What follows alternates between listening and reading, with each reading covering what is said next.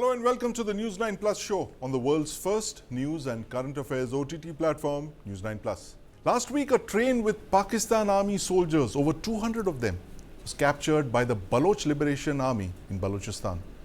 The train was freed, but after several hostages were killed. Now, in the last 48 hours in Pakistan, dozens of attacks have been reported.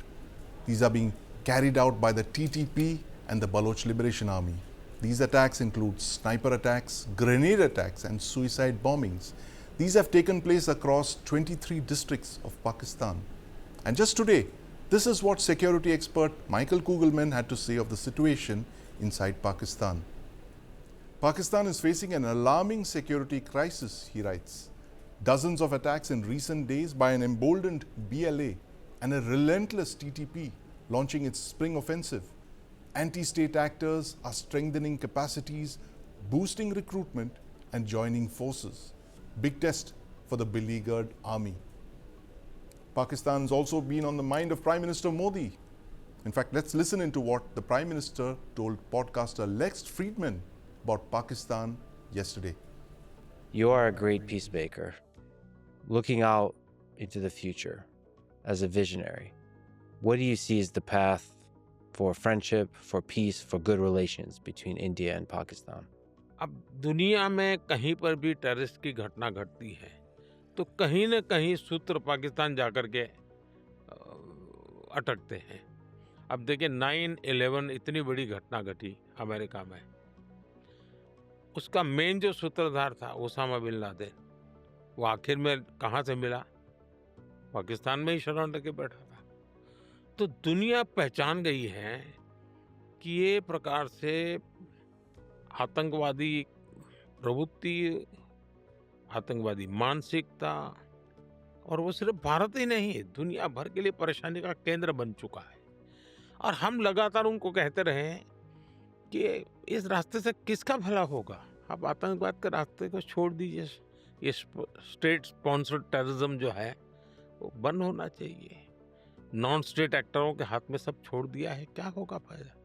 और इसकी शांति के प्रयासों के लिए मैं खुद लाहौर चला गया था। मेरे प्रधानमंत्री बनने के बाद मैंने मेरे शपथ समारोह में पाकिस्तान को स्पेशली इनवाइट किया था ताकि एक शुभ शुरुआत हो, लेकिन हर बार हर अच्छे प्रयासों का परिणाम नकारात्मक निकला। हम आशा करते हैं कि उनको सद्बुद्धि मिलेगी और सुख शांति के रास्ते पर जाएंगे, और वहाँ की आवाम भी दुखी होगी ऐसा मैं मानता हूँ, क्योंकि वहाँ की आवाम भी ये नहीं चाहती होगी कि रोजमर्रा की जिंदगी जिए। इस प्रकार के मारधार, लोही लुहान कट को बच्चे मर रहे हैं, जो टेररिस्ट बन करके आते हैं, उनकी जिंदगी तबाह हो जाती है। Pakistan, the epicenter of global terror attacks from 9/11 to 26/11. Strong words there from Prime Minister Modi. So is Pakistan imploding? Why is it addicted to terrorism as an instrument of state policy, as Prime Minister Modi just said? Are these attacks that are across Pakistan that we've seen in the last few hours, are they par for the course when it comes to the Pakistan military that actually runs the state? Do they believe it's an acceptable part of using terror as an instrument of state policy? Joining me on the News9 Plus show to discuss this, Ambassador Jain Dasgupta, counter-terror expert Major General V.K. Datta, and in the studio I have with me my colleague Aditya Rajkaul. Aditya, make for us break down for us the significance of what Prime Minister Modi just said about Pakistan. He's open to talking with China. He says relations are on a better track with them. But when it comes to Pakistan, there's a sense of exasperation. You just saw it on his face, that he's just unable to understand this addiction to terrorism as an instrument of state policy. Prime Minister Modi and particularly the Indian government over the last decade has tried everything with Pakistan. Yes. From the very beginning, as Prime Minister explained, there was an olive branch given to them. Yes. Prime Minister, in fact, unannounced, went to Pakistan when he was on his way back from Kabul. That was a decade ago, 2015. That was exactly a decade ago. Yes. And I was actually driving a car, and when I actually got a call from a source in the MEA Yes. that please keep a watch, the trip isn't ending in Afghanistan. And I had to actually park my car on the side and then report continuously on Pakistan. So such was the invite. And even before that, Yes. as he mentioned, Prime Minister actually invited Nawaz Sharif, the Prime Minister of Pakistan. Right. And I remember meeting him at the Taj Hotel, and he gave a shairi to say that perhaps peace will return. Because Nawaz Sharif at that time was also seen as a pragmatic person who was not in terms with the Pakistan army Yes. and wanted perhaps peace and business, trade to really flourish between these countries. Right. But a lot has flown down the river, Yes. as I would say, between these countries over the years. Now, ever since the Pulwama terror attack, Yes. it was very much clear that Pakistan did not want talks. Every time the civilian government wanted talks, Yes. the Pakistan army or the deep state used to do some activity either in Jammu and Kashmir or in Punjab or elsewhere to derail the entire talks Right. process. Right. It happened repeatedly. So Sushma Swaraj had to visit Pakistan. It did not eventually happen. Yes. And finally we had, even before Pulwama, Pathankot, Uri, Nagrota, countless terror attacks Right. continuously. And Indian government finally took a call that talks cannot happen. We are going to isolate Pakistan completely Yes. and ignore them, and that's the best policy. And that's the policy for the last 10 years now. Sandeep, I would say that this is one of the best decisions that we have taken to, yes, expose them at international forums, but do not respond to them. Do not engage them. They are not worth our time. Right. This is the perfect policy. Now, what's happening today in Balochistan? Saifullah Khalid is the man Friday of Hafiz Saeed. He comes out 2 days ago, 48 hours ago, Right. coming out with a statement in Lahore that I had given a warning 6 years ago to Pakistan. If we are going to succumb under the pressure of India and international community, Right. then the Kashmir issue is going to go away completely, but you will face heat in Balochistan and Khyber Pakhtunkhwa. Right. This is what a terrorist, a UN designated terrorist man Friday is saying in Lahore. What prophetic words. Exactly. And now we are seeing, if I may use the phrase, a train wreck happening Yes. completely for the Pakistan army across Balochistan, because now we see Noshki, we see Gwadar, we Yes. see Quetta, we see Kech, we see all other places. Attacks not across just Pakistan. terror attacks, Yes. but vehicles being attacked with suicide bombings, main installations being attacked, killings happening, Yes. injuries happening. We also see a lot of these projects where the Chinese investment is there or the Pakistan army military investment is there. They're burning their equipment completely, and the Right. Pakistan army is unable to respond. And now, many popular and well-known activists there who have been obviously missing, etc. There are others who are still alive who are Yes. saying that now Pakistan plans a military operation in Balochistan and Khyber Pakhtunkhwa, Right. but that would be devastating for entire Pakistan, because this time it will be a civil war, and the civilians, the civil society Right. is going to be up in arms against the Pakistani deep state. Another military operation in Balochistan to respond to that train hijacking. But like you said, Aditya, I mean, that train hijacking is a metaphor for the state of Pakistan today, Absolutely. as we've been discussing. And Ambassador Dasgupta, you've seen what happened last week, that Pakistan, that very, very sensational train hijacking, the first of its kind, at least in South Asia. The fact that the military is supposed to have lifted that siege but incurring heavy casualties. We still don't have the complete picture on that. And you have Prime Minister Modi yesterday, his statement, sense of exasperation that he's beginning to lose patience. It's been 10 years. Relations with Pakistan haven't moved forward, primarily because the military, the Pakistan army is addicted to this thing of terrorism as an instrument of state policy. Explain for us the significance of Prime Minister Modi's statement. Is it a reiteration of the fact that we cannot do business with Pakistan as long as they are still using terrorism as an instrument of state policy? There are several layers to the question that you have raised, Sandeep. The first thing is that for more than half of its life, Pakistan has been ruled directly by the army. For the other half, the army has had a very dominant influence on the government of the day. The second thing is that the army, now of course because of its own doing, there are problems in Afghanistan, but the army owed its existence and enlargement and new weaponry, Yes. etc., all to perceived or animus towards India or a threat from India that it was trying to build up. Without that threat being in the minds of the people or getting conveyed to the people in a wrong way, there was no reason for the army to exist, so to say, and to enlarge itself and to get into all kinds of things. They are running beauty salons, they are running bakeries, they are running resorts, they are also vice chancellors of universities, the works. So this is the reason why the army has to keep Kashmir alive, Right. the whole issue of Kashmir alive. And it knows that it can't really enter into a war with India. It has had a bloodied nose in Kargil before that also. So it will try to have these non-state actors.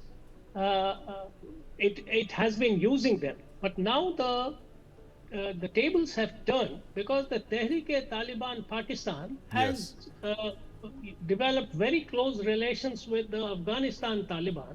Right. And Pakistan has been forced, in fact, to use aircraft in Swat itself to subdue its own local populace.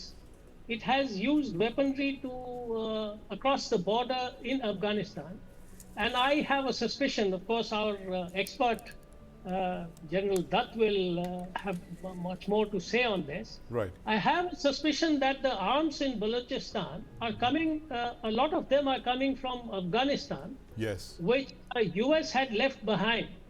And perhaps some amount of arms could also be coming from the Iranian part of Balochistan, because Right. they also have many things in common with Pakistan, Balochistan. Absolutely. There's tens of billions of dollars worth of weapons that the US left behind in Afghanistan 4 years back, Ambassador Dasgupta. But, there are interesting points that you've made over there. I'm going to ask General Datta about this, the fact that how the Pakistan military, which is really the only big player in Pakistan, which is controlling everything from nuclear weapons to foreign policy.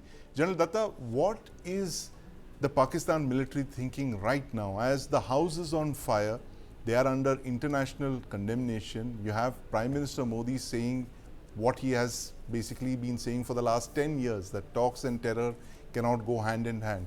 What is the Pakistan army thinking right now? Sandeep, to be very frank with you, there's an old saying, the man who lives by the gun dies by the gun. Now, a defeated and a humiliated Pakistan army who lost face in 1971 with 93,500 PWs in our custody with their pants down. They had no face to show in Pakistan to the public in general. That humiliation they have not been able to digest till today. And Pakistan army knows that they cannot fight neither a conventional war with India, neither a nuclear exchange. Because if they try either of that, we will destroy Pakistan to the end. Now, with that backdrop, for Pakistan army to remain in relevance in Pakistan and to reap the benefit of the goodies which they get through exploiting the people of Pakistan, they have created a fear syndrome that India is going to attack. Right. They are going to fight for the liberation of J&K, which their dream will never be achieved. So they kept on hanging the carrot of Kashmir in front of the people of Pakistan to remain in relevance and to show that they are doing something. They started the use of non-state actors trained by Pakistan, equipped by Pakistan Army and the ISI, and launched into India to carry out terrorist activities in various parts of the country. Now, since the last 10 years after the current government came into place and PM Modi took a stand that no more nonsense from Pakistan. If they try any nonsense, we'll hit them back in the same manner. And that we did. After having seen our response to various operations, whether Uri or the Pulwama, and our response in Balakot, the Pakistan army realized again that they'll get another drubbing within Pakistan and humiliated badly by the people that they are not fit for anything. Right. Now, So, General Datta, so that basically, adds to what Ambassador Dasgupta is saying, that they will continue to use terror as an instrument of state policy. Now, do you believe that given the kind of pressure that the Pak military is facing at home with all these multiple terror attacks by the BLA and the TTP, would they want to create some kind of a diversionary attack in India? And the reason that we should be more careful and vigilant here in India? Sandeep, there are two ways of looking at this. One is that let them try a misadventure with India, and then India will respond jointly with everybody who is now today attacking within Pakistan. We are not doing it at the moment, but if that happens, then India will go all out to destroy them in their eastern front and get them destroyed in the western front and implode internally. You know, it is very difficult for an army to operate within their own country when they are being attacked from all directions from within. However, will they protect their rear areas, fight in the front? How will they maintain their lines of communication? And today, mind you, just wait and see. The Pakistan army is going to get into a situation where they'll be confined to their cantonments. If they get out, they'll be ambushed by the Baluch or the TTP or by the Sindhis or by any other group who wants to liberate themselves from Pakistan. The ethnic conflicts are now emerging within Pakistan, and that is what will happen. Let them try a misadventure with India. Ethnic conflicts are emerging within Pakistan. Will never forget as a state that what they had disowned for themselves, they are going to repeat now within. And you just wait and see. Pakistan army is in a big shit as it is, pardon my word. They are not able to move within Balochistan, within Khyber Pakhtunkhwa, and a situation will come in the POK very soon, Gilgit-Baltistan and Sindh. And you must know that in Karachi, there's a large population of the Pakhtuns. These guys, absolutely. General Datta, your point is well made. I'm going to ask Aditya about this. Aditya, do you believe a state has been reached when the Pakistan army cannot operate across Pakistan? As General Datta was mentioning, that the day is not far off when they would be confined to their cantonments. And this is possibly the worst wave of violence that we've seen in Pakistan in more than a decade. You know, Pakistan Army's failures are very much visible. I mean, you don't need to be a rocket scientist to understand the failures that they have had, at least in the last 4 to 5 years. You know, especially after Taliban took over in Afghanistan.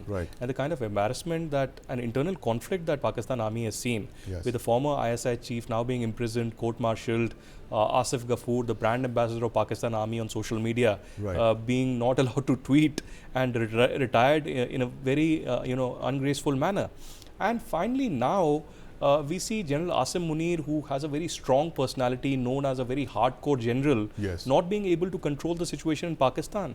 Whether it comes to army's relationship with the politicians, whether it comes to internal conflict management within the army, in Rawalpindi GHQ otherwise, and of course, the situation in Balochistan and Khyber Pakhtunkhwa, which is going from bad to worse. I mean, gone is the day when military operations were being talked about by Rahil Sharif and others, that a massive operation will be launched and there were killings every other day. It's the tables have turned. It's the other way around. I mean, go through the kind of attacks. I mean, Balochistan is nothing. We are talking about Balochistan. But in Khyber Pakhtunkhwa, TTP and its affiliated groups are conducting attacks every single day. Multiple attacks in a single day. Casualties countless. And I am, I'll obviously state this, that this is not just an embarrassment globally, but this is a massive narrative failure for the Pakistan Army itself. You know, Pakistan's ISPR is known for narrative building, is known for, launching this tirade of, tweets, etc. across. Now, it's funny that since I've been reporting on this Balochistan, the YouTubers and journalists who are paid by the ISPR are discussing these days that how Aditya Raj Kaul is getting information on Balochistan before Pakistani journalists. But Pakistani journalists based in US are countering them and saying that you are not allowed to report. You know, ISPR during the Balochistan attack in Bolan did not allow the Pakistan media to report it at all. And they are blaming the Indian media why we are discussing this. I mean, we have free media here. You don't have free media. You follow the Chinese model. Point that they are losing the narrative war as well. The DG ISPR, which was once at the forefront of this kind of narrative building, is now slipping up. Interesting point, and given the fact that they are under attack literally in all directions, I'm going to ask Ambassador Dasgupta about this. Ambassador Dasgupta, Pakistan's economic worries are well known. The growth rate is pegged at 3%, and they're living literally from hand to, not mouth, but handout. They have another $10 billion, which is supposed to come from the IMF, and they're going from loan to loan. How is the military managing all of this? You know, when they are under attack, internally there are fissures that have emerged. The TTP is active, the BLA is active, as Aditya just mentioned. You are in an economic basket case, and yet the Pakistan military continues to play its games. Explain this conundrum for us. Well, the more threats there are to the state of Pakistan, the more justification the army will have to get funds, weapons, and importance Right. In the scheme of things. So I think this Balochistan attacks, series of attacks, and the attacks from across the border in Afghanistan, they will only strengthen the hands of the Pakistan army in a sense Right. that their importance will increase. Whether they Right. are able to control it in a befitting manner is another issue altogether. Because what has happened is, and this was after the jailing of Imran Khan, Yes. the crowds went on a rampage against army installations. The major general's residence in Lahore was vandalized, and there was hardly any public support for the army. Right. So the army also knows that if it has the guns and the tanks, it can control the people for some time. But whether it can do it for an indefinite period of time remains to be seen. And the other thing is that civil society is not united, it is not organized. It is Right. also divided into different factions, hundreds of factions. So that is the problem which the army will face. And as a last resort, whosoever is in power from the civilian side will bank upon the army to restore peace and to maintain some semblance of order. Absolutely. So Vicious if cycle both indeed, parties- Ambassador Dasgupta, as you mentioned. And, you know, my last question to General Datta. General Datta, this interesting point that Ambassador Dasgupta made, the fact is the more violence there is, the more legitimacy the Pakistan army seems to have for its existence and its the undeclared state of emergency that it's imposed. Do you believe that this is going to be their plan of action? The fact that the more terror attacks, the more crackdowns and the more repression, and the stronger the Pakistan army becomes? See, Sandeep, the thing is that Imran Khan had actually challenged the authority of the Pakistan army, and that rattled the Pakistan army. And the type of response by the public, even in Punjab, within Punjab, Right. many people like Imran Khan. And now Pakistan army realizes that the moment they have a very popular leader, their existence is going to get threatened. And the day the people of Pakistan realize that they must have a true democracy in their country, and the army should work under the orders of that elected government, that day the Pakistan army rule is ending, and it will end one day. Because the public is not a fool. You can make them fool once, twice, 10 times, but they are slowly and gradually now realizing, if you go to the YouTube activity within Pakistan, Yes. you look at the type of response these people in Pakistan are giving. Okay, the Vardi wala chor hai, everybody is now saying that. They know Right. that this Pakistan army has been exploiting everybody in Pakistan for their own good. All these generals have got villas abroad, they're enjoying life, and most of them go abroad after they retire. Right. So what are they doing for Pakistan? Nothing other than eating the funds and enjoying themselves. The popular narrative has turned against the Pakistan army. But Aditya, you want to come in on this? Just one sentence to sum it up. You know, in Kashmiri, we have this saying, and I love to repeat this for the Pakistanis and some radical Kashmiris as well. Onyam soy, vavum soy, lejum soy, pansi. Right. It's a simply what you sow, you reap.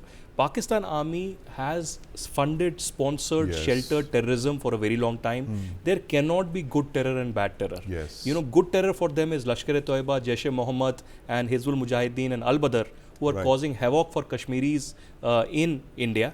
And on the other hand, bad terror for them is BLA, Baloch Nationalist Army, Baloch Liberation Army, and Right. the TTP. Right. So I think, you know, they are tasting their own medicine now. Yes. And it's time for Pakistan to implode. They are running towards a civil war. Right. It won't happen overnight. You know, people in Balochistan are very poor. Yes. But they are also very desperate. They have suffered a lot of atrocities and ethnic cleansing and genocide continuously. And they will, of course, rise up in arms against Pakistan, and that's Absolutely. the destiny. Very grim prognosis for Pakistan, given its state sponsorship of terror, as we've just been discussing with our experts here. And as Aditya just told us, that as you sow, so shall you reap. In fact, the similes literally exhaust ourselves when it comes to this exasperating policy of Pakistan to sponsor terror, use it as an instrument of state policy against all its neighbors. And that is what the Pakistan military has been doing for the last couple of decades. But thank you very much for joining us, Aditya Raj Kaul, Ambassador Das Gupta, and of course, General V.K. Datta. Today is Shivaji Jayanti, the birth anniversary of Chhatrapati Shivaji Maharaj, the founder of the Maratha Empire. Now, a few days ago, NCP SP chief Sharad Pawar has written to Prime Minister Modi. Mr. Pawar wants 3 statues of Maratha heroes to be erected in New Delhi. A Maratha politician has asked for the statues of Peshwa Bajirao I, Mahaji Shinde and Malhar Rao Holkar to be installed at New Delhi's Talkatora Stadium. Now, all 3 leaders are important figures of the Maratha Empire in the 18th century. And joining me now is historian Uday Kulkarni, India's foremost historian on the 18th century Maratha Empire. Uday Kulkarni, welcome to the News9 Plus show. Thank you. You know, Maratha history has always been about Chhatrapati Shivaji Maharaj, the founder of the Maratha Empire. For good reason, of course. He founded this empire in the face of unbelievable odds. But, you know, explain to us who these 3 heroes are that Mr. Pawar has written to the Prime Minister and why their statues at Talkatora Stadium. What is the connection of the Maratha heroes with Delhi? Actually, the aim of Chhatrapati Shivaji always was to capture Delhi. And in fact, there's a letter by his son, Chhatrapati Rajaram, which explicitly says that Delhi is to be captured. Now, in the 18th century, when Chhatrapati Shahu came back, was crowned, his prime minister was Bajirao. And Bajirao became the first visitation of the Marathas to Delhi was in 1719. When Bajirao's father, Balaji Vishwanath, along with the Senapati Khanderao Dabadi and others, came to Delhi along with the Viceroy of the Deccan, Hussain Ali, who was basically wanting to overthrow the emperor at that time. And then the Marathas got the release of the family of their Chhatrapati as well as the sanads of Swarajya, Sardeshmukh and Chauthai in the Deccan. Then in 1730s, the province of Malwa, which is a bridge province between the north and the south, was actually de facto conquered by the Marathas from 1729 onwards. And they wanted a proper transfer, legal transfer of power from the Mughal emperor to the Marathas, which was not coming in spite of repeated requests of this nature.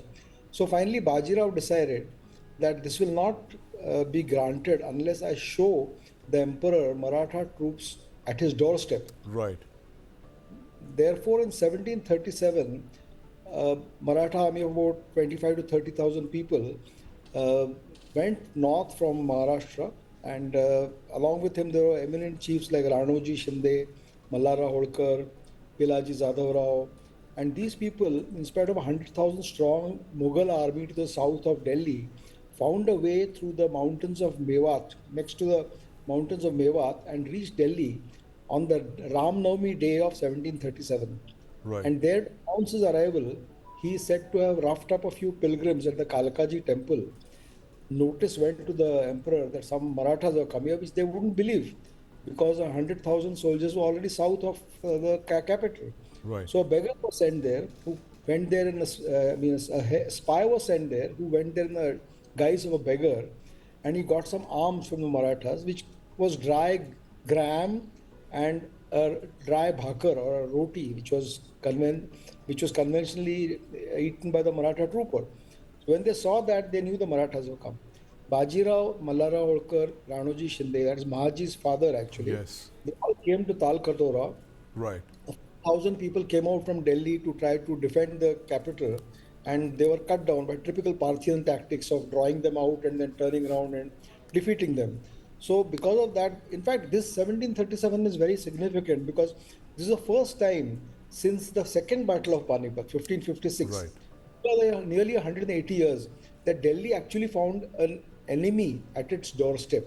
Right. And that's a very significant event, because not only was it a realization of Chhatrapati Shivaji's aim of capturing Delhi, but it was also the first time the Mughals had a knock on their door. And sure enough, Bajirao later on in his letter writes to his brother that if I wished, I could have burnt the suburbs of the city, but I consider Delhi to be a Mahasthal. Right. And he recognized that the emperor's darbar itself, there were two parties, one which was in favor of an alliance with Bajirao, and one which is opposed to him. So he writes to his brother that I did not do this burning of the suburbs of the city because I did not want to break the cord of diplomacy. And sure enough, in 1741, a peaceful transfer of the province of Malwa was done when it was handed over by Savai Jai Singh at Dholpur to Bajirao's son, Nana Sahib, who was that time the Peshwa. Right. So it's a very important, chapter in the Maratha history of the Maratha Empire, when they had actually the Mughal rulers had become the vassals of the empire, and you had Maratha armies freely moving up and down, and that is essentially what Mr. Pawar wants to commemorate. And this actually happened outside the present location of the Talkatora Stadium. That's right. The camp, one of his letters mentions that he camped at the Talkatora Stadium and also at the Jheel. And when the Mughal armies learned that he's there and they turned around and came back to Delhi, he departed from there to Palam. And from Palam, he went down to Kotputli because the intention was to show the emperor that I can reach your capital. Yes. So don't take it for granted. And that's why Malwa was eventually legally ceded a few years later. Right, absolutely. You know, I know all of this, Uday Kulkarni, because I've been reading your books. I mean, you're possibly, one of the few people who is so, clinically documented the 18th century, especially the Maratha Empire through your books. But, tell us why history has been so unkind to the Maratha Empire. We see so little mention of all of this in our history textbooks. Is it because we have a very north-centric view of history, the fact that the southern kingdoms, whether it's the Cholas or it's the Marathas, don't find as much importance? Actually, Indian history, as I always say, has always been multi-centric, multifocal, if you want to call it that. And therefore, it has to be viewed from multiple focal points. But if you only continue narrating the history of India from a Delhi-centric point of view, you're going to get a centralized vision and the periphery will be ignored, which should not be the case actually. Because practically from 1740 onwards, whatever was happening in most parts of Hindustan and the Deccan was dictated from the city of Pune, where the capital of the Marathas was, and Satara. Right, absolutely. It's a metaphor for present day politics as well, Uday Kulkarni. The fact that when the center weakens, you have the coalitions around which become more powerful. And, that seems to be the story of India for centuries. But, coming back to the Marathas, we've seen a lot of demands for statues of the great generals of the Maratha Empire, as Mr. Pawar has made. But, there seems to be a kind of benign neglect of all the monuments and the forts associated with the Maratha Empire, especially all of these figures that we just spoke about. As a historian, give us an idea of, what the government could really do with all of those monuments. And do you believe that that is a bigger and a better tribute to these great figures than just, erecting the statues? Actually, India has a surfeit of monuments and the Archaeological Survey of India has got its hands full. I agree with that. However, they have to look a little further from Delhi, which is what they are doing right now. Right. The second which I suggest they should do is they should hand it over to private parties, because the number of monuments we have in this country, they cannot be looked after by ASI alone.